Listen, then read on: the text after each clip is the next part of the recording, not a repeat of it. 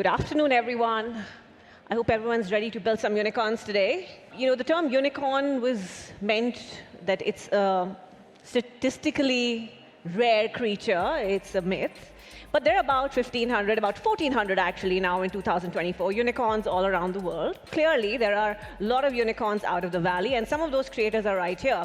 Juan and Gracy have built unicorns out of the valley, and Jill is helping them get there. So let's get started. Are there some kind of sectors or industries that are actually better off and they have a competitive advantage if they're not in the valley? I'm from Bitget, by the way. So we are a global company that we serve about 25 million users around the world. And in terms of my industry, which is cryptocurrency and blockchain, actually right now we see a big shift from the United States to other parts of the world. Yeah. For example, to Europe or to some countries or areas in Asia, including Hong Kong, Singapore, Dubai, Qatar, where there are clearer framework in terms of regulation and compliance in cryptocurrency. While in the US, SEC, CFTC, all these regulatory institutions have been a little bit vague.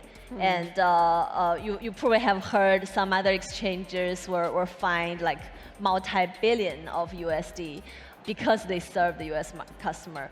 So, I mean, in our industry, that's a perfect example of some countries shifting away from the United States. Yeah. Even if they are in the US, not necessarily all the projects are from Silicon Valley.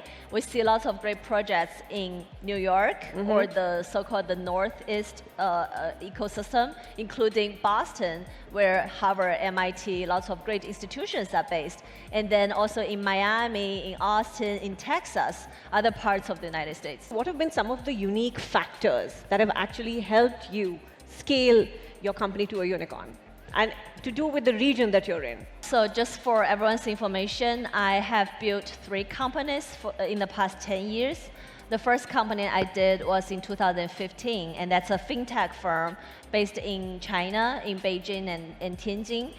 So I think that's a great success because we were chatting about this. So last year, this company's GMV, which is like the yearly volume, was about 80 billion USD. And that's about 500 billion renminbi, which is Chinese yuan. And the second firm I did was a VR company, and that was a failure. And the third firm that I did is this current company that I'm working for, Bitget. So we're a crypto exchange. I would say it's a relative success. We don't know the end game yet, but since it's growing pretty well, we've been working with... How did the region help? Yeah, so back to your question. I think from my past experience, one thing that I think is really important is about how big the market is. Yeah. So we are talking about, for example, my first firm. The reason that I think it can be a success was largely because we really got a very good taxation scheme from the government, and also we are serving a big market. So in China, there is also lots of like influencers like TikTok. Actually, TikTok is a subsidiary of this Chinese firm called ByteDance.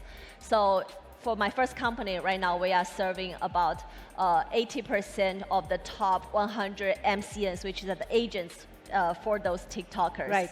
So that's what I mean, like a big market that you are really looking into. Great. And I think in certain regions like China, the US, and maybe Latin America that Juan is working on, we have like that kind of capacity. What were the biggest challenges that you faced then, and perhaps a mistake or two that you made? For us, we are a crypto exchange, and each region are very different. So one challenge we had was about localization our products. So, for example, each country, each region, they have their own languages, they have their own cultures as well. When we are serving, for example, the Middle East market, we realized that there are certain products that they don't want. For example, anything with leverage, like it's culturally or religionally not very favored.